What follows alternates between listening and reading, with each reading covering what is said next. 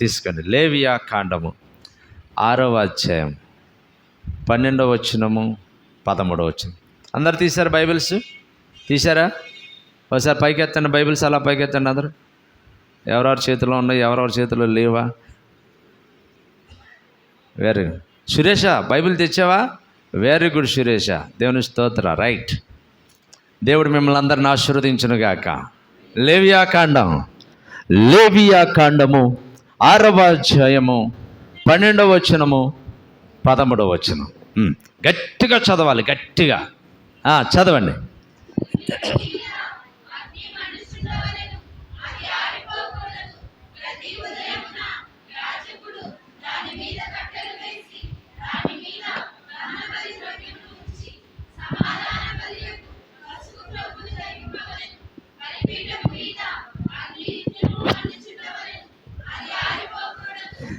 దేవుడి వాక్యాన్ని దీవించి ఆశీర్వదించునుగాక.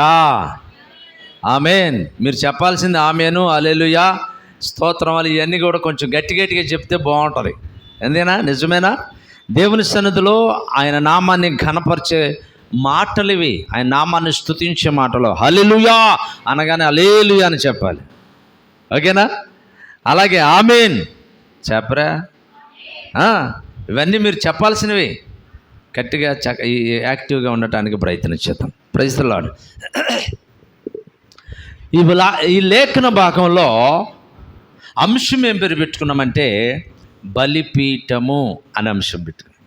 ఏంటిదట? బలిపీఠము అనే అంశము ద్వారా ప్రేమేందని బిళ్ళారా వాక్యాన్ని మనం ధ్యానించుకుంటూ వస్తున్నాం. ఏమంటాడంటే ఇక్కడ బలిపీఠము మీద అగ్ని నిత్యము మండుతూ ఉండాలి, అది ఆరిపోకూడదు, అది ఆరిపోకూడదు అని చెప్పేసేసి దేవుడు మోషే ద్వారా యాజకుడు తెలియచేస్తున్నటువంటి ఒక గొప్ప మాటలు ఇవి. ఈ లేఖన భాగంలో నుండి బలిపీఠం అనే అంశమును మనం ధ్యానిస్తూ దగ్గర 2 సంవత్సరాలుగా ఇదే వాక్యాన్ని మనం ధ్యానించుకుంటూ వస్తున్నాం. దాని స్తోత్ర. ఇంకా దగ్గరికి వచ్చేసాం. ఈ వాక్యం ఆఖరికి చివరికి వచ్చేసాం. దీంట్లో ఆఖరిగా మనం ఏం ధ్యానిస్తున్నామంటే యేషయ్యతో సహవాసం చేస్తే మనకు 10 ప్రయోజనాలు కలుగుతాయి అని చెప్పేసి ధ్యానించుకుంటూ వస్తున్నాం. యేసయ్యతో సహవాసము చేస్తే దేవుడు ద్వారా మనకు 10 ప్రయోజనాలు ఉన్నాయి. యేసయ్యతో ఫ్రెండ్షిప్ చేస్తే, యేసయ్యతో నీవు సహవాసం చేస్తే అది బెనిఫిట్ నీకు. అవునా? లాభమే. యేసయ్యతో ఫ్రెండ్షిప్ చేస్తే లాభమే, కానీ నష్టం ఏమైనా వస్తుందా? యేసయ్యతో ఫ్రెండ్షిప్ చేయటం వల్ల నష్టం ఏమైనా ఉందా? యేసయ్యతో ఫ్రెండ్షిప్ చేయటం వల్ల కీడేమైనా ఉందా? చెప్పరా? లేదు. లాభం అండి మనకే. ఆయనతో ఫ్రెండ్షిప్ చేయటం వల్ల, ఆయనతో సహవాసం చేయటం వల్ల లాభమే. సహవాసము చేయటం వల్ల, సహవాసము అని బలిపీఠము ద్వారా సహవాసం అని ఎలా చెప్తున్నామంటే దేవుడు ఏమంటాడంటే బలిపీఠము మీద అగ్ని నిత్యము మండుతూ ఉండాలి, అది ఆరిపోకూడదు. ఆ బలిపీఠాలు ఎవరు అంటే మనమే ఆ బలిపీఠాలు. నువ్వు ఒక బలిపీఠం. ఎవరైతే యేసుక్రీస్తు ద్వారా రక్షింపబడతారో, ఎవరైతే యేసుక్రీస్తు ద్వారా వెలిగింపబడతారో, మనందరం ఒక్కొక్క బలిపీఠమై ఉన్నాం. ఈ బలిపీఠం మీద అగ్ని ఆరిపోకూడదు. దేవుని బిడ్డలుగా పిలువబడుతూ రక్షింపబడిన వారిలో దేవుడు వెలిగించినటువంటి ఆ వెలుగు ఆరిపోకూడదు, ఆ దీపం ఆరిపోకూడదు, ఆ అగ్ని ఆరిపోకూడదు. ఆత్మ రగులుతూనే ఉండాలి. దేవుని స్తోత్ర. రగులుతూ ఉండాలంటే ఏం చేయాలి? దేవుడు అంటాడో, మోషే ఆ బలిపీఠం ఎప్పుడు మండుతూనే ఉండాలయ్యా. అది మండుతూ ఉండాలంటే ఏం చేయాలంటే యాజకుడు ఏం చేయాలంట? ప్రతి ఉదయమున ఆ బలిపీఠం మీద కట్టెలు వేయాలి. ఏం చేయాలట? కట్టెలు వేయాలి. రెండోది ఏంటంటే దహన బలి ద్రవ్యమును వేయాలి. మూడోది ఏంటంటే క్రొవ్వును వేయాలి. హల్లెలూయా. ఏం వేయాలంట? ఒకటి, కట్టెలు పెట్టాలి, బలిపీఠం ఆరిపోకుండా ఉండాలంటే. రెండోది, ద్రవ్యాన్ని వెయ్యాలి, ద్రవ్యాన్ని ఆరిపోకుండా ఉండాలంటే. మూడోది, క్రొవ్వు, బలి పశువు యొక్క సమాధాన బలి పశువు యొక్క క్రొవ్వును ఆ బలిపీఠం మీద వేయాలి. అలా వేస్తుంటే అప్పుడు అది రగులుతూ ఉంటుంది. ఈ మూడు కూడా దేనికి సాదృశ్యంగా ఉన్నాయని మనం మీకు తెలియజేసుకుంటూ వచ్చాం. ఒకటి, ఆ కట్టెలు. దేవుడు ఏమంటాడంటే కట్టెలు పెట్టమంటాడు. ఆ కట్టెలు దేనికి సాదృశ్యం అంటే వాక్యానికి సాదృశ్యం. దేనికి సాదృశ్యం? నీ హృదయంలో, నీ హృదయపు బలిపీఠము ఆరిపోకోకుండా ఉండాలంటే నిత్యము ఆ యొక్క వాక్యాన్ని నింపాలి. నీ హృదయంలో వాక్యాన్ని నింపుతూనే ఉండాలి. చాలామంది అంటారు, ఈ వారం వెళ్ళాంగా ప్రార్థనకి, వచ్చే వారం వెళ్ళొద్దులే, ఏమవుద్దులే, ఉండారట్టగా. ఏమండి, ఒక వారం వెళ్ళాంగా చాలులే, ఈ వారం వెళ్ళకపోయినా పర్లేదులే, పోయిన వారం వెళ్ళాంగా ప్రార్థనకి, ఈ వారం ఫంక్షన్కి వెళ్దాం. ప్రియ దేవుని బిడ్డలారా, నీవు నీ హృదయంలో వాక్యాన్ని నింపుకోవాలి. కట్టెలనే వాక్యమును నింపాలి. అప్పుడు నువ్వు వెలుగుతూ ఉంటావు, రగులుతూ ఉంటావు. రెండవది ఏంటంటే చెప్పాలి, రెండవది ద్రవ్యము వేయాలి. ద్రవ్యము అంటే అర్థం ఏంటంటే దేనికి సాదృశ్యంగా ఉందంటే ద్రవ్యం ప్రార్థనకు సాదృశ్యంగా ఉంది. దేనికంట? ప్రార్థనకి. ఈ బలిపీఠం ఆరిపోకోకుండా ఉండాలంటే వాక్యము నింపబడాలి, అలాగే ప్రార్థనతో నింపబడాలి. నువ్వు ప్రార్థన జీవితం కలిగి ఉండాలి. అప్పుడు రగులుతూ ఉంటావు, అప్పుడు మండుతూ ఉంటావు, అప్పుడు వైరాగ్యం కలిగి ఉంటావు, ఆత్మలో బలపడుతూ ఉంటావు.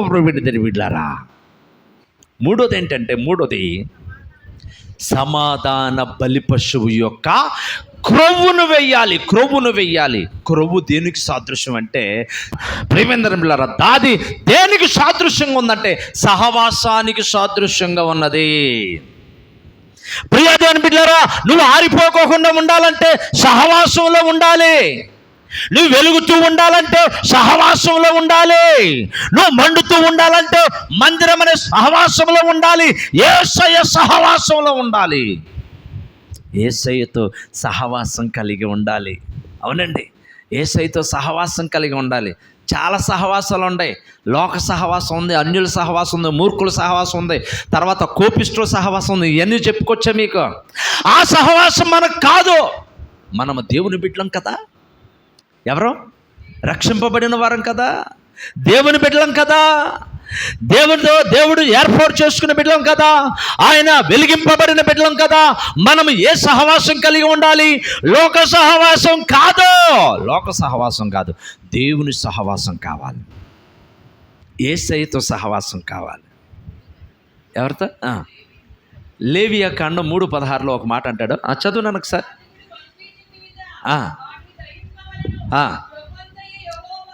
క్రొవ్వంతయు యెహోవాది. చూసారా, క్రొవ్వు యెహోవాది, అది సువాసన గల హోమ రూపమైన ఆహారము. దేవుని స్తోత్రం. అందుకని సహవాసము ప్రేమందరి పిల్లరా యేసయ్యతో ఉండాలి. ఎవరితో ఉండాలి సహవాసం? యేసయ్యతో. నీ సహవాసం ఎవరితో ఉండాలి? యేసయ్యతో ఉండాలి. మన సహవాసం ఎవరితో ఉండాలి? యేసయ్యతో ఉండాలి. యేసయ్యతో సహవాసం చేస్తే ఎంత గొప్ప మేలండి. యేసయ్యతో సహవాసం చేస్తే ఎంత గొప్ప లాభం అండి. యేసయ్యతో సహవాసం చేస్తే ఎంత గొప్ప భాగ్యం అండి. ఏమండి, యేసయ్య చెయ్యి పట్టుకొని నడవటం అంటే ఎంత గొప్ప ధన్యత. ఎవరు చెయ్య అండోయ్, ఎవరు చెయ్య? యేసయ్య చెయ్యి పట్టుకొని నడవటం అంటే ఎంత గొప్ప భాగ్యం. మన ఏరియాకి ఎమ్మెల్యే గారు ఊరేగింపుగా వస్తున్నాడు అనుకో. ఎమ్మెల్యే గారు ఏంటది పాదయాత్ర, ఏదో రథయాత్ర, పాదయాత్ర, ఏదో యాత్ర వస్తున్నాడు. జనమంతా వస్తున్నారు, గుంపుగా వస్తున్నారు. బోళ్ళు అంతమందిని ఎదరం డప్పులు, డమ్మక డప్పులు. ఎమ్మెల్యే గారు దండలు పెట్టుకొని దండేసుకొని నడుస్తూ ఉన్నాడు. ఈ లోపల నువ్వు వస్తూ ఉన్నావు, నువ్వు ఎదురొచ్చావు. అయ్యా నమస్తే అండి పెట్టావా? ఇటు పెట్టంగానే ఎమ్మెల్యే గారు భుజం మీద చేసి నీ చేయి పట్టుకొని నడుచుకుంటూ వెళ్ళాడు అనుకో. 4 అడుగులు నడిచాడు. 4 అడుగులే, ఎక్కువ అడుగులు కూడా 4 అడుగులు వేసి ఈ లోపల ఇటు పక్కన ఇంకొకరు దండం పెట్టారు. అయ్యా అని దండం పెట్టకని ఈ చెయ్యి వదిలేసేసి మళ్ళీ వెనక దండం పెట్టాలి. వదిలేసాడుగా, అయిపోయిందా? అయిపోయాక ఈ చెయ్యి పట్టుకొని 4 అడుగులు వేసినటువంటి ఈ స్థితిని ఈ వ్యక్తి ఏం చేస్తాడో తెలుసా? 4 నెలలు చెప్పుకుంటాడు. ఎన్ని నెలలో? రాత్రి ఎమ్మెల్యే గారు మన ఏరియా వచ్చినప్పుడు నువ్వు చూసావా నన్ను? ఏం చేశాడురా? ఏం చేసావంటావేంట్రా? నా చేయి పట్టుకుని నడిచాడురా. దేవుని స్తోత్రం, హల్లెలూయా. ప్రియదేవుని బిడ్డలారా, ఒక ఎమ్మెల్యే లోక సంబంధమైనటువంటి లోక వ్యక్తే, ఒక వ్యక్తే నీ చేయి పట్టుకొని నడిస్తే నీకు ఎంత ఉప్పొంగిపోతావో. ఎన్ని చెప్పుకుంటాడంట? 4 అడుగులు వేసినందుకు 4 నెలలు చెప్పుకుంటాడు. 4 నెలలు ఎక్కడ అనుకున్నావు? ఇంట్లో కాదు, 4 పేటలు చెప్పుకుంటాడు. 4 పేటలు, అన్ని ఊర్లు చెప్పుకుంటాడు. టీవీలో చూడలేదు నువ్వు? నేను వచ్చా. ఎట్టొచ్చా? ఎమ్మెల్యే గారు చేతి పట్టుకొని వచ్చా. ఏమండి, లోక సంబంధమైన వ్యక్తి చేయి పట్టుకుని నడిస్తేనే ఉప్పొంగిపోతావే.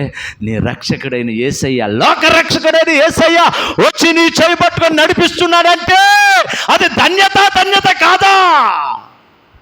దేవుని స్తోత్రం. అవునండి, ధన్యత. నీ యేసయ్య, నిన్ను రక్షించిన యేసయ్య, నీకు వెలుగునిచ్చిన యేసయ్య, నిన్ను నడిపిస్తున్న యేసయ్య నీ చేయి పట్టుకొని నీతో సహవాసం కలిగి ఉండాలని అనుకున్నప్పుడు అట్టి సహవాసం ఎంత గొప్ప భాగ్యం.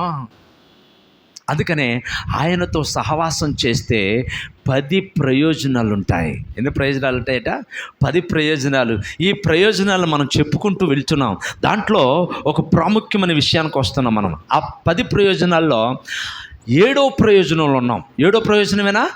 7వ ప్రయోజనం ఏంటంటే, యేసయ్యతో సహవాసం చేస్తే అట్టి సహవాసము నిన్ను పరిశుద్ధతలోనికి నడిపిస్తుంది. దేవుని స్తోత్రం. ఏంటట? యేసయ్యతో సహవాసం చేస్తే ఆ సహవాసము నిన్ను పరిశుద్ధతలోనికి నడిపిస్తుంది. ప్రియబిడ్డలారా, ఎందుకంటే ఆయన పరిశుద్ధుడు కనుక మనము కూడా పరిశుద్ధులమై ఉండాలి. అందుకనే ఆయన చేయి పట్టుకున్నాడు. ఆయనతో ఫ్రెండ్షిప్ చేయి, ఆయనతో సహవాసం చేయి, నువ్వు కూడా పరిశుద్ధంగా మారిపోతావు. దేని స్తోత్రం. ప్రియదేవుని బిడ్డలారా, ఈ పరిశుద్ధతను గురించినటువంటి విషయాలు మనం తెలుసుకుంటూ వస్తున్నాం.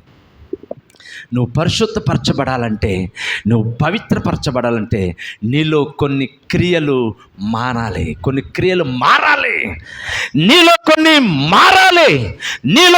క్రియలు మారాలి, కొన్ని అలవాట్లు మారాలి, కొన్ని కార్యాలు మారాలి. ఆయనతో ఫ్రెండ్షిప్ చేసినప్పుడు. దేవుని స్తోత్రం. ఒక దైవ సేవకుడు ఒకడి మీద చెయ్యేసి మాట్లాడుతున్నాను. అన్నయ్య బాగున్నావా, లేకపోతే పెదనాన్న బాగున్నావా, బాబాయ్ బాగున్నావా అని చెయ్యేసి మాట్లాడుతూ ఉండగా ఆ నోరంతా కంపే. ఏ కంపది చెప్పరా? సారా కంపు, బ్యాందీ కంపు, ఇంకేంటంటే ఉంటాయి కదా. నోరంతా కంపే. అయ్యగారు బాగున్నానా నేను తిప్పాడు అనుకో, వాసన. ఆవిడేం చేస్తాడో తెలుసా? వ్యక్తి సిగ్గుపడతా ఉంటాడు. అవునండి, ఈ కన్వా తీసి నోట్లో పెట్టేసుకొని మాట్లాడడానికి కూడా చేత కదా. ఎరా బాబాయ్ బాగున్నావంటే బాగున్నానయ్యా. అడి తిప్పితే తలకి ఇటు తిప్పరా అంటే అబ్బే తిప్పలేదయ్యా అంటే అర్థం ఏంటి? అన్నోడు ఈ అయ్యగారికి తెలుసు ఆడ అంతరంలో ఉన్నాం, కానీ ఈ కంపు గొప్పను కొట్టిద్ది అయ్యగారికి. అయినా సరే ఏం చేస్తాం? పలకరియాలిగా లేదా? పలకరియాలి. చెయ్యేసి భుజం మీద చేసి ఎరా బాబాయ్, అరే బాబాయ్ ఎట్లా ఉన్నా బాబాయ్ అనగానే ఆ నోటి నిండా కంపే. సిగ్గుపడిపోతా ఉంటాడు. హల్లెలూయా. అవునా లేదా? సిగ్గుపడిపోతాడు. అలాగే దేవునితో సహవాసం చేస్తూ ఉంటే సిగ్గుపడాల్సినటువంటి కొన్ని విషయాలు మనలో ఉంటాయి. అవి మనకి సిగ్గును తెస్తాయి. వాటిని ఏం చేయాలంట? చెప్పాలి. వాటిని విసర్జించాలి, వాటిని తీసివేయాలి. మనమే తీసివేసేసుకోవాలి.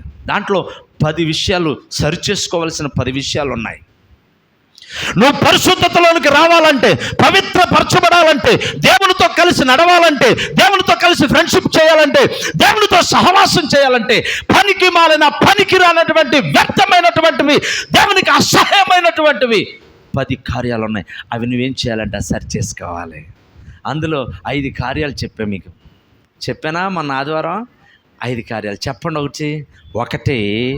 ఒకటి ఆలోచనలను మార్చుకోవాలి. ఏ ఆలోచనలు అవి? నువ్వు యేసయ్యతో ఫ్రెండ్షిప్ చేస్తుంటే నీలో ఉన్న పనికి మాలిన చెడ్డ ఆలోచనలు, ఊహలు వాటిని సరి చేసుకోవాలి, వాటిని మానేయాలి, పనికి మాలిన ఆలోచనలు. రెండవది నీ చూపును సరి చేసుకోవాలి. నువ్వు పవిత్రపరచబడాలంటే, నువ్వు పరిశుద్ధపరచబడాలంటే నీ చూపును సరి చేసుకోవాలి. మూడోది ఏంటంటే, సరి చేసుకోవాల్సినటువంటి మూడో విషయం ఏంటంటే నీ మాటలు సరి చేసుకోవాలి. హల్లెలూయా. యేసయ్యతో ఉంటున్నావుగా, యేసయ్యతో ఫ్రెండ్షిప్ చేస్తున్నావు కదా, యేసయ్య చేతి క్రింద ఉన్నావుగా, యేసయ్యతో నడుస్తున్నావుగా, యేసయ్యతో నడుస్తూ ఉండగా నీ నోటి మాట సరి చేసుకోవాలి. మాట సరి చేసుకోవాలి. చెప్పాను మీకు ఎలాంటి మాటలు అంటే నీ నోటి నుండి రాకూడదు, బూతు మాటలు రాకూడదు, సరసోక్తులైన మాటలు రాకూడదు, పోకిరి మాటలు రాకూడదు. హల్లెలూయా. బైబిల్లో ఉన్నటువంటి మాట. నీ మాటలు ఎలా ఉండాలంటే కృతజ్ఞత పూర్వకమైనవిగా ఉండాలి. అంతేగాని నీ మాటలు జాగ్రత్తగా పెట్టుకోవాలి. నువ్వు దేవునితో సహవాసం అంటే నీ మాటలను సరి చేసుకోవాలి, నీ చూపును సరి చేసుకోవాలి, నీ యొక్క ఆలోచనలు సరి చేసుకోవాలి. ఇంకా నాలుగోది ఏంటంటే నీ నడతను సరి చేసుకోవాలి. హల్లెలూయా. నీ నడతను సరి చేసుకోవాలి. యేసయ్యతో నువ్వు ఫ్రెండ్షిప్ చేస్తున్న నీవు పరిశుద్ధపరచబడాలంటే, పవిత్రపరచబడాలంటే నీ నడతను సరి చేసుకోవాలి. ఐదోది ఏంటంటే నీ నివాసాన్ని సరి చేసుకోవాలి. ఏంటిదట? నీ నివాసాన్ని సరి చేసుకోవాలి. ప్రియమైన బిడ్డలారా, నివాసం విషయంలో కొన్ని మాటలు మీకు తెలియచేయలేదు, ఆ మాటను చెప్తాను చూడండి. నీ నివాసం ఎలాగున్నది, నీ గృహం ఎలా ఉన్నది, నీ ఇల్లు ఎలా ఉంది? నువ్వు దేవుని పెట్టావు కదా, నువ్వు క్రైస్తవుడు కదా, రక్షింపబడిన ఇల్లు కదా, నీ ఇల్లు ఎలా ఉండాలి? ఎలా ఉంటుంది మన ఇల్లు? ప్రియమైన బిడ్డలారా, నీ ఇల్లు ఎలా ఉంది? నీ ఇంట్లో నీ ఇంట్లో దేవునికి మహిమకరంగా ఉందా ఇల్లు, దేవునికి అసహ్యమైన ఇల్లుగా ఉందా? అది మనం జ్ఞాపకం చేసుకోవాలి. నీ ఇంట్లో విగ్రహారాధన ఉండకూడదు. నీ ఇంట్లో విగ్రహాలు ఉండకూడదండి. ఏముండకూడదు? విగ్రహాలు ఉండకూడదు. అది ఎటువంటి విగ్రహాలైనా నీ ఇంట్లో విగ్రహాలు ఉండకూడదు. నీ ఇంట్లో వ్యభిచారం ఉండకూడదు, నీ ఇంట్లో త్రాగుడు ఉండకూడదు, నీ ఇంట్లో ప్రేమ బిడ్డలారా నీ ఇంట్లో ఆచారాలు ఉండకూడదు, నీ ఇంట్లో ఇదిగో దేవునికి అసహ్యమైనవి ఉండకూడదు, పట్టింపులు పంతాలు ఉండకూడదు, నీ ఇంట్లో సాతాను కార్యాలు ఉండకూడదు. నీళ్ళను సరి చేసుకోవాల్సిన విషయం అదే. నువ్వు దేవుడితో సహవాసం చేస్తున్నావు కదా, నువ్వు దేవుడితో సహవాసం చేస్తూ పరిశుద్ధతలో ఉండాలనుకుంటున్నావు కదా. పరిశుద్ధతలో ఉండాలంటే నీ ఇంటిని కూడా సరి చేసుకో. విగ్రహాలు పెట్టుకొని కూర్చున్నావేమో, తాగుడు అనే తందనాలు ఆడుతున్నావేమో. హల్లెలూయా. వెళ్ళిపోయి ఏమంటారు దాన్ని, షాపు, బ్రాందీ షాపులోకి వెళ్ళిపోయి దాన్ని తీసుకొని సైలెంట్గా పెట్టుకొని వచ్చేసేసి ఇంట్లో బీరువాలో పెడతాం. బీరువాలోనా ఫ్రిడ్జ్లోనా? యేసు రక్తమేజీ. పనికి మాలను కంపు. నీ ఇల్లు పవిత్రపరచబడాలి, నీ ఇల్లు శుభ్రపరచబడాలి, నీ ఇల్లుని సరి చేసుకోవాలి. నువ్వు పవిత్రంగా ఉండాలంటే నీ ఇంట్లో విగ్రహారాధన ఉండకూడదు, నీ ఇంట్లో వ్యభిచారం ఉండకూడదు, నీ ఇంట్లో పాడు ఉండకూడదు, నీ ఇంట్లో అపవాది సాతాను కార్యాలు ఉండకూడదు, క్రియలు ఉండకూడదు, సాతాను కార్యాలు ఉండకూడదు. అవును, బైబిల్లో ఒక మాట అంటాడు ఏంటంటే, ఆ ఇంట్లోకి వెళ్ళగానే ఆ ఇంట్లో పనివారు అనేవాళ్ళు ఎవ్వరు లేనందున, ఎవ్వరు లేరు ఆ ఇంట్లో ఎవ్వరు లేరు. ఆ ఇంట్లోకి వెళ్ళగానే ఆ ఇంటి యజమానురాలు ఆ వ్యక్తిని పట్టుకొని, వస్త్రాన్ని పట్టుకొని నాతో శయనించమని చెప్పిందట.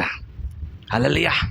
ఏంటంట? నాతో శయనించమని చెప్పగానే ఈ వ్యక్తి ఏం చేశాడంటే, అమ్మో నా యజమానురాలని చెప్పేసి ఆ వస్త్రాన్ని ఆమె చేతిలోని విడిచిపెట్టేసి ఆ ఇంట్లో నుండి పారిపోయాడు. ఎవరో తెలుసా? యేసేపు. పవిత్ర అపవిత్రురాలు వ్యభిచారమైనటువంటి మనస్సు, వ్యభిచారమైనటువంటి ఆలోచన. ఒంటరిగా ఉంటే ఎలాంటి ఆలోచనలు వస్తున్నాయి? ఒంటరిగా ఉన్న నీకు ఎలాంటి ఆలోచనలు వస్తున్నాయి? ప్రియమందరి బిడ్డలారా, దేవుని బిడ్డగా పిలువబడుతున్న నీవు ఒంటరిగా ఉన్నప్పుడు ఎలాంటి ఆలోచనలు వస్తున్నాయి? నీ ఇల్లు ఎలాగ ఉండాలి? అపవాదికి నిలయముగా ఉంటుందా? దేవునికి నిలయముగా ఉంటుందా నీ ఇల్లు? ఈ ఇల్లు కూడా, ఏ ఇల్లు కూడా, హృదయం అనే ఇల్లు కూడా ఎలా ఉండాలి? ప్రైజ్ ది లార్డ్, హల్లెలూయా. ప్రియదేని బిడ్డలారా, యేసయ్య ఉన్న ఇంట్లో ఎలా ఉంటుందంటే, యేసయ్య ఉన్న ఇల్లు వెలుగుమయమై ఉంటుంది. దేవుని స్తోత్రం చెప్పండి. యేసయ్య ఉన్న ఇల్లు ఎలా ఉంటుందట? వెలుగుమయమై ఉంటుంది. యేసయ్య ఉన్న ఇల్లు, ఆ ఇంట్లో వాక్యం ఉండాలి, ఆ ఇంట్లో ప్రార్థన ఉండాలి, ఆ ఇంట్లో రక్షణ ఉండాలి, ఆ ఇంట్లో బోధన ఉండాలి, ప్రభువు బోధ ఉండాలి, ఆ ఇంట్లో సహవాసం ఉండాలి, యేసయ్య సహవాసం. నీ ఇంట్లో వెలుగుమయం ఉండాలి. నీ ఇల్లు వాక్యముతో నింపబడాలి. నీ ఇల్లు ప్రేమేందరి బిడ్డలారా దేవుని యొక్క మాటలతో నింపబడాలి. అలా ఉందా? ఎలా ఉంది? అందుకనే యేసయ్యతో సహవాసం చేస్తున్నప్పుడు నీ ఇంటిని కూడా ఏం చేయాలట? సరి చేసుకోవాలి. దేవుని స్తోత్రం చెప్పండి. హల్లెలూయా. ప్రియదేని బిడ్డలారా, ఈ 10 పాయింట్లలో 10 విషయాల్లో సరి చేసుకోవాల్సిన 10 విషయాల్లో ఈ 5 విషయాలేమో కొంచెం శరీర సంబంధమైనటువంటి. ఇప్పుడు నేను చెప్పిన విషయాలన్నీ ఈ 5 శారీరక అంటే మన లోకానుసారంగా మనం జీవిస్తున్నటువంటి జీవితానికి సంబంధించినవి, ఈ జీవితానికి సంబంధించి. ఇప్పుడు చెప్పబోయే 5 ఉన్నాయా? మరొక 5 లోనున్న ఆత్మకు సంబంధించినటువంటివి. ఇప్పుడు చెప్పినటువంటి నీ ఆలోచన మారాలి, ఇది శరీరానికి సంబంధించింది. నీ చూపు మారాలి, ఇది శరీరానికి సంబంధించింది. నీ మాట మారాలి, శరీరానికి సంబంధించింది. నీ నడత మారాలి, శరీరానికి సంబంధించింది. ఆ యొక్క ఇల్లు మారాలి అంటే ఇల్లులో సరి చేసుకోవాలి. ఈ 5 కూడా ఈ శరీరానికి సంబంధించినటువంటి. ఇప్పుడు ఇంకో 5 చెప్తున్నా. ఆ 5 ఏమో నీ ఆత్మకు సంబంధించినటువంటివి, నీ ఆత్మకు సంబంధించినటువంటివి. లోన కూడా అంటే నువ్వు దేవునితో సహవాసం చేస్తూ ఉంటే, దేవునితో నడవాలనుకుంటే, దేవునితో పరిశుద్ధంగా జీవించాలనుకుంటే నీ ఆత్మలో కూడా కొన్ని సరి చేసుకోవాల్సినవి ఉన్నాయి. ప్రైజ్ ది లార్డ్, హల్లెలూయా. అవి టక్ చెప్తాను చూడండి. ఒకటి ప్రియమేందరి బిడ్డలారా, ఒకటేంటంటే ప్రియమేందరి బిడ్డలారా గమనించండి, నీ ప్రార్థన జీవితం. మొదటిది ఈ 5లో ఆరోది నీ సహవాసం. ఏంటిదట? సహవాసాన్ని సరి చేసుకోవాలి. సహవాసం. ఏ సహవాసం? లోక సంబంధమైన సహవాసం కాదు.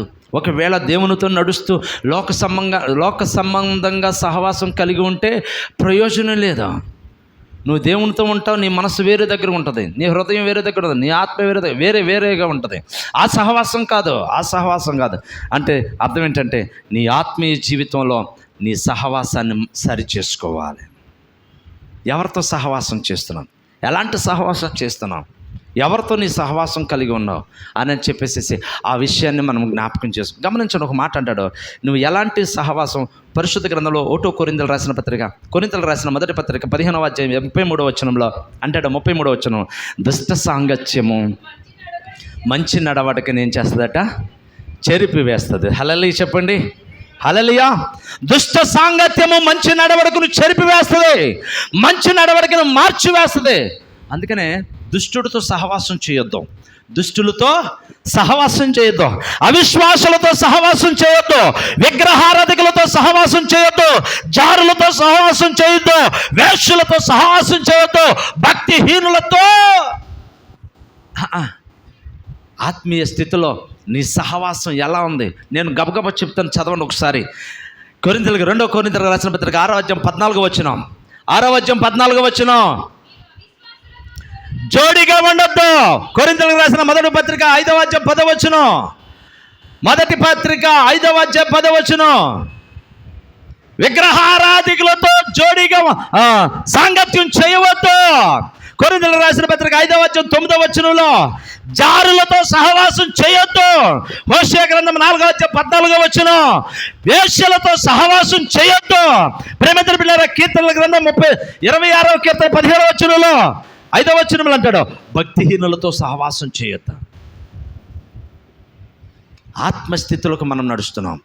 యేసయ్యతో సహవాసం చేస్తూ నువ్వు భక్తిహీనులతో ఉంటే, యేసయ్యతో సహవాసం చేస్తూ వేశ్యలతో ఉంటే, యేసయ్యతో సహవాసం చేస్తూ విగ్రహారాధికులతో ఉంటే, యేసయ్యతో సహవాసం చేస్తూ దుష్టులతో జీవిస్తూ ఉంటే ఆ సహవాసం కరెక్టేనా?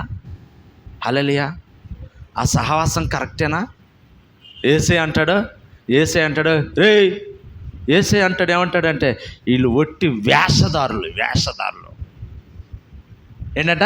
వేషధారులు పైన ఒకటి లోన ఒకటి వేషధారణ స్థితి. అయ్యారు వందనాలు అయ్యారు అంటాడు, మళ్ళీ ఆవిడా అని అంటాడు. దేవుని స్తోత్రం, హల్లెలూయా.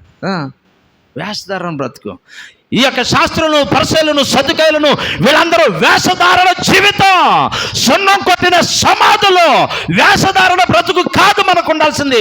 ఆత్మీయ స్థితిలో నీ సహవాసం ఎలా ఉండాలంటే యేసయ్యతోనే ఉండాలి, యేసయ్యతో ఉండాలి. రెండవది మాట, మరొక మాట చెప్తున్నాను ప్రేమించిన బిడ్డలారా, నీ యొక్క ప్రార్థన జీవితం. రెండో ఆత్మీయ స్థితి, ప్రార్థన జీవితాన్ని సరిచేసుకోవాలి. నువ్వు యేసయ్యతో నడుస్తున్నప్పుడు నీ ప్రార్థన స్థితి ఎలా ఉన్నది?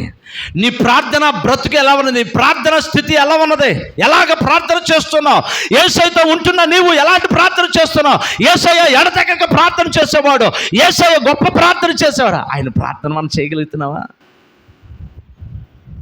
యేసయ్య అరే బాబు ప్రార్థన చేస్తూ ఉండండి, ఇక్కడ శిష్యులతో మీరు ప్రార్థన చేయండి, నాతో కలిపి ప్రార్థన చేయండి అని ఒక చోటకి వెళ్ళి ప్రార్థన చేస్తూ కొంతసేపటికి మరలా వచ్చి చూసి వీళ్ళు ప్రార్థన చేస్తున్నారో లేదో అని చూస్తే వీళ్ళు ఏం చేస్తున్నారంట? నిద్రపోతున్నారు. ఎవరు?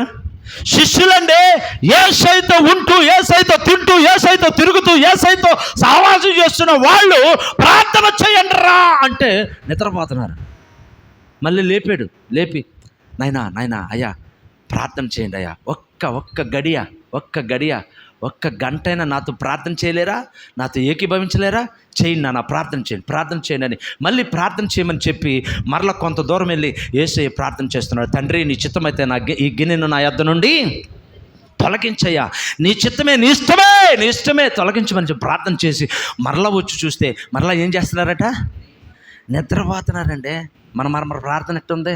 ఎలా ఉంది ప్రార్థన? నీ ప్రార్థన ఎలా ఉంది? నీ ప్రార్థన జీవితం ఎలా ఉంది? మన ప్రార్థన బ్రతుకు ఎలా ఉంది? మన ప్రార్థన జీవితం ఎలా ఉంది? చాలామంది ప్రార్థనలు ఎలా ఉన్నాయి? పొడి ప్రార్థనలే చెప్పాను మీకు చాలాసార్లు. ఎలాంటి ప్రార్థనలో?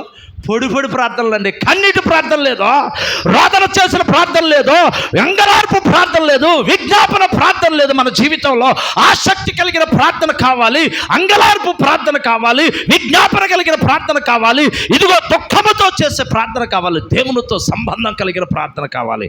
నువ్వు చేస్తుంటే ప్రార్థన ప్రేమందిన బిళ్ళరా, ఇదిగో ఈ టాప్ దాటి ఎలట్లా. అందుకని అంటున్నాడు, నీ ప్రార్థన జీవితాన్ని సరిచేసుకో. హల్లెలూయా! ఏం చేయాలంట? మన ప్రార్థన జీవితాన్ని యేసయ్యతో సహవాసం కలిగి పరిశుద్ధతలో జీవించాలంటే, పవిత్రంగా జీవించాలంటే మన ప్రార్థన జీవితం కూడా బలంగా ఉండాలి. మరొక మాట, మూడో మాట చెప్తాను చూడండి. మూడోది ఏంటంటే ప్రేమిందని బిళ్ళరా, నీ యొక్క విశ్వాసపు స్థితి. యేసయ్యతో ఫ్రెండ్షిప్ చేస్తూ ముందుకు వెళ్ళాలి అంటే మన విశ్వాసం కూడా సరిచేసుకోవాలి. విశ్వాసంలో కూడా మన విశ్వాసపు బ్రతుకును సరిచేసుకోవాలి. ఎలాంటి విశ్వాసం కలిగి ఉన్నావు? యేసయ్యతో సహవాసం చేస్తూ ఉన్నా నీవు ఎలాంటి విశ్వాసం కలిగి ఉన్నావు? యేసయ్య నీటి మీద నడుచుకుంటూ వస్తుంటే ఈ పేతురు అన్నాడు, అయ్యా నువ్వేనా అన్నాడు. నేనే నడుస్తున్నా. మళ్ళీ అంటాడు, నువ్వే నడుస్తున్నావు అయితే నేను కూడా నడుస్తాను అన్నాడు. అప్పుడు యేసు ఏమన్నాడు? నడమన్నాడా? వాడు అడవ దిగి నీళ్ళలో కాలెట్టాడు. నీళ్ళలో కాలెట్టంగానే కొంచెం గట్టిగానే ఉంది. రెండో కాలు కూడా పెట్టాడు, నీళ్ళ మీద నిలబడిపోయాడు. స్తోత్ర. 2 అడుగులు వేయంగానే 3 అడుగులు వేయంగానే ఏమైపోయిందంట? నీళ్ళలో దిగిపోతున్నాడు. హల్లెలూయా! గాలిని చూసి భయపడి మునిగిపోసాగి వెంటనే అరుస్తున్నాడంట, ప్రభువా అయ్యా నన్ను రక్షించుము నాయన అనగానే యేసయ్య చేపట్టుకొని పైకి లాగాడు. చాలా చోట్ల యేసయ్య బైబిల్ గ్రంథంలో చెప్పిన విషయాలు, ఆయన జీవితం, ఆయన ఈ భూమి మీద జీవిస్తూ ఉన్నప్పుడు చాలా చోట్ల చెప్పిన మాట అంటే, అల్ప విశ్వాసులారా విశ్వాసం లేని మూర్ఖతనం వాళ్ళారా, విశ్వాసం లేని అన్నాడా? అప్పుడు మనం ఏం చేయాలి? మన జీవితాన్ని, మన విశ్వాసాన్ని ఏం చేయాలి చెప్పండి? సరిచేసుకోవాలి. విశ్వాసాన్ని సరిచేసుకోవాలి, బలపరుచుకోవాలి. విశ్వాసములో బలపరుచుకోవాలి. విశ్వాసంలో పరిపూర్ణత కావాలి. విశ్వాసంలో బలమైన విశ్వాసం మనకు కావాలి. ఏ శ్రమ వచ్చినా, ఏ బాధ వచ్చినా, ఏ యొక్క అడ్డంకి వచ్చినా, ఎటువంటి శోధన వచ్చినా, ఎటువంటి అనారోగ్యం వచ్చినా, ఎటువంటి భయంకరమైనటువంటి శ్రమ వచ్చినా విశ్వాసములో చెప్పాలి, నీ విశ్వాసాన్ని సరి చేసుకో. ఒకటి చెప్పండి, ఒకటేంటి? ఒకటే నీ సహవాసాన్ని సరి చేసుకోవాలి. ఆత్మీయ సహవాసం విషయంలో నువ్వు పరిశుద్ధతగా ఉండాలంటే, పరిశుద్ధతలో జీవించాలంటే, యేసయ్యతో సహవాసం చేస్తూ పరిశుద్ధతలో జీవించాలంటే నీ సహవాసాన్ని మార్చేసుకోవాలి. యేసయ్య చేయబడింది నీ మీద. నీ మీద ఏం పడింది? యేసయ్య చేయబడింది. నీ భుజం మీద యేసయ్య చేయి వేశాడు. వెంటనే నీ జీవితంలో మార్పు వచ్చేయాలి. దేవుడు స్తోత్రం చెప్పండి. జక్కయ్యలో మార్పు వచ్చేసింది. జక్కయ్యలో అప్పుడు వరకు ఆడ బతుకు, ఆడ జీవితం, ఆడ స్థితి, ఆడ ఉద్యోగం, ఆ స్థితి అంతా కూడా ఎలాంటిది? మోసపూరితమైనదే, దగాపూరితమైనదే, అన్యాయమైనటువంటిది. 10 రూపాయలకు 100 రూపాయలు సంపాదించేవాడు జక్కయ్య. యేసయ్య పిలవగానే జక్కయ్య దిగిరా నాయన, దిగిరా అనగానే గబగబా దిగి వచ్చేసాడండి. దిగి వచ్చేసి రాగానే జక్కయ్య మీద యేసయ్య చెయ్యి వేసుకొని నీ ఇంటికి వస్తున్నా అని చెప్పగానే ఇంటికి వెళుతున్నటువంటి ఈ యొక్క ఇంటికి వెళ్ళే దారిలోనే తన జీవితం మారిపోయింది. హల్లెలూయా చెప్పండి. మారిపోయింది లేదా? వెంటనే ఇంట్లోకి వచ్చేసి అంటాడు, అయ్యా ఇదిగో నా ఇంట్లో ఉన్నటువంటి ఆస్తి, నాకు కలిగిన ఆస్తి అంతట్లో సగం బెదలకి ఇచ్చేస్తానయ్యా.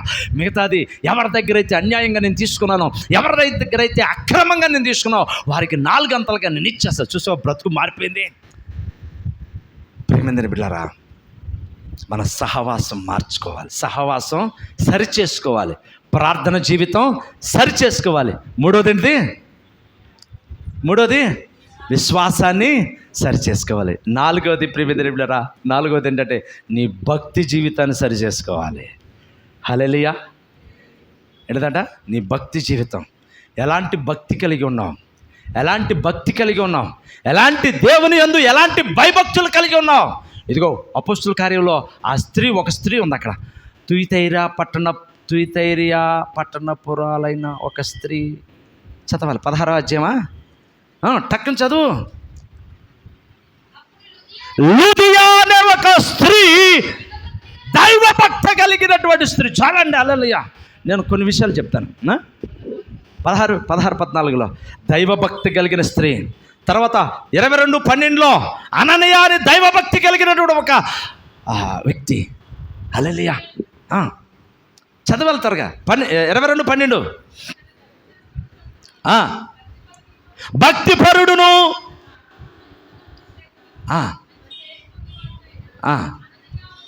చాలండి. అననీయ. ఎఫెసీయులకు రాసిన పత్రిక 4వ అధ్యాయం 24వ వచనం. త్వరగా 4వ అధ్యాయం 24వ వచనం. ఎఫెసీయులకు రాసిన పత్రిక 4వ అధ్యాయం 24వ వచనం. ఏంటట? నీతియు యథార్థతయు భక్తి గలవారై దేవుని పోలికగా నవీన స్వభావమును ధరించుకొని ఉండాలని అంటాడు. ఎలాంటి భక్తి ఉందో మనలో? ఏమంటే ఎలాంటి భక్తి? మరొక మాట చెప్తాను చూడండి. ఇంకో మాట తీమోతికి రాసినటువంటి 1 తీమోతి 4వ అధ్యాయం 7వ వచనంలో ఈ మాట చెప్పండి త్వరగా. విసర్జించి, అపవిత్రమైన ముసలమ్మ ముచ్చట్లను విసర్జించి దైవ భక్తి విషయంలో నిన్ను నీవే అంటే దాని అర్థం ఏంటి? సాధకం చేసుకోమంటే భక్తి విషయంలో జాగ్రత్త పడు. నిన్ను నువ్వే సరి చేసుకో, నిన్ను నువ్వే సాధకం చేసుకో. భక్తి దైవభక్తి కావాలి. ఎలా దైవభక్తి మనం ఎలా సంపాదించుకోవాలి ఆ భక్తి అంటే మన నడవడికలో, మన ప్రవర్తనలో చూసుకుంటా. మందిరంలోకి వచ్చాక కూడా ముచ్చట్లు స్టార్ట్ అయిపోతాయి.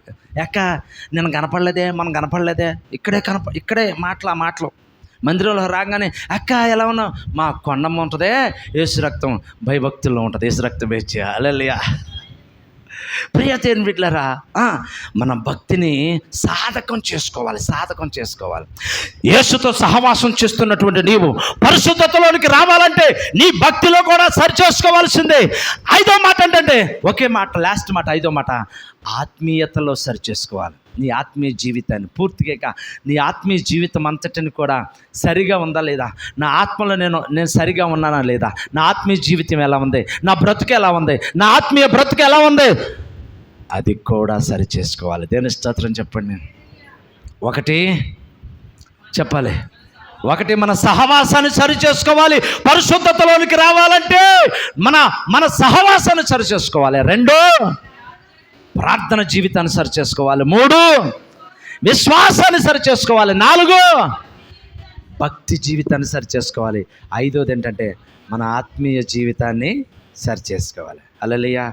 సరి చేసుకోవాలంటే పాస్టర్ గారు చెప్పాడు, అమ్మా నా ఆత్మీయ జీవితం దేవుడు నాకు చూపించాడు, ఎంతో బలంగా ఉందమ్మా, నేను రాత్రి చూశానమ్మా, యేసయ్య నా దేవుడు నాకు చూపించాడమ్మా అని చెప్పగానే ఒక ఆమె లేచి వెళ్ళిపోయిందంట. ఆమె వెంటనే వెళ్ళిపోతుంది అని అంటే, లాస్ట్కి ఆమె వచ్చి అంటదంట, అయ్యా దేవుడు నీకు చూపించాడు, అద్దంలో చూపించాడు అన్నావు కదా, నన్ను కూడా చూపిస్తాడేమని నేను అద్దంలోకి వెళ్ళి నిలబడ్డానయ్యా. దేవుడా, నా పాస్టర్ గారికి ఆయన ఆత్మీయ జీవితం చూపించావు కాబట్టి నా ఆత్మీయ జీవితం కూడా చూపించయ్యా అని అద్దం దగ్గర నిలబడితే అక్కడ ఏం కనపడుతుందంట, అద్దంలో ఏం ఆత్మీయ స్థితి అక్కడ కనపడుతుంది. ఎముకల అస్థిపంజరం కనపడుతుందంట. తెలుస్తుందిరా, ఏం కనపడుతుంది? ఎముకల అస్థిపంజరం, ఎముకలు బొమ్మ కనపడుతుందంట. అయ్యి బాబాయ్ తూ అనుకొని వచ్చేసి, అయ్యా నీకైతే బలంగా చూపించాడు, నాకైతే ఎముకలు బొమ్మ చూపిస్తున్నాడు అయ్యా అంటే నీ ఆత్మీయ స్థితి ఎలా ఉంది? బలహీనంగా ఉంది. అప్పుడు నువ్వేం చేయాలంటే నీ ఆత్మీయ స్థితిని సరి చేసుకోవాలి, బలపరచుకోవాలి. హల్లెలూయా. ప్రియమైన బిడ్డలారా, అప్పుడే సహవాసంలో, యేసయ్యతో సహవాసంలో పరిశుద్ధమైన జీవితాన్ని మనం జీవించగలం. అప్పుడే పవిత్రమైనటువంటి జీవితాన్ని మనము జీవించగలం. దేవుడు కోరుతున్నాడు, నేను పరిశుద్ధుడును కనుక మీరు కూడా పరిశుద్ధులై ఉండాలి. దేవుని స్తోత్రం చెప్పండి. అటు భాగ్యాన్ని దేవుడు మనకు దయచేయునుగాక. ఆమేన్.